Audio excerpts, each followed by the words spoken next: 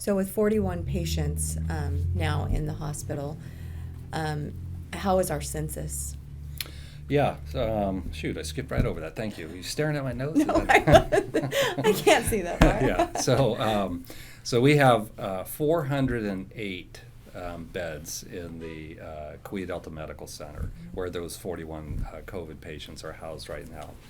320 of them are occupied.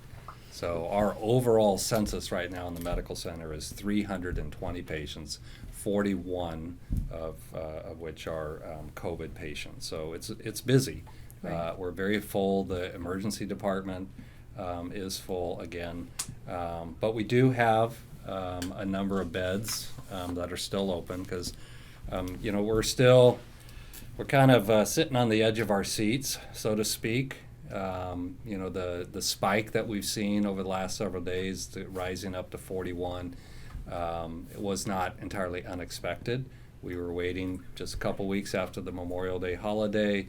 We thought we'd start seeing more as the county starts opening up, businesses start opening up, and as people continue to get restless and say, I just can't do this anymore, and being maybe a little bit more riskier, gathering with family and friends, we fully expected to see more patients, more hospitalizations, and that's exactly what we're seeing. But we have about 80 beds that are open right now, and fortunately, it has opened up a little bit more. We have 6 beds on the ICU, 5 beds on 2 South, 3 West, the west side of the hospital, which is an intermediate critical care unit.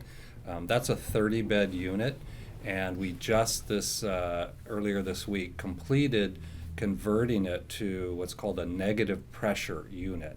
So every single room now has negative pressure that allows all air to stay inside the room and not to go out into the hallways or into the nursing areas. So it's all kept inside and ventilated through our system.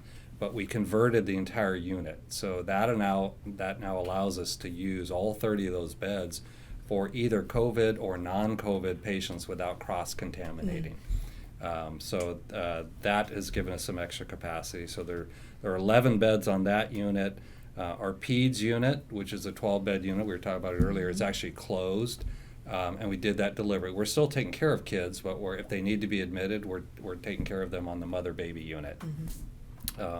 So we're just leaving that 12-bed unit open in the event that we had to convert it to an adult unit or maybe a COVID dedicated unit. So all in all, we're feeling, I don't know, a little comfortable in having bed capacity.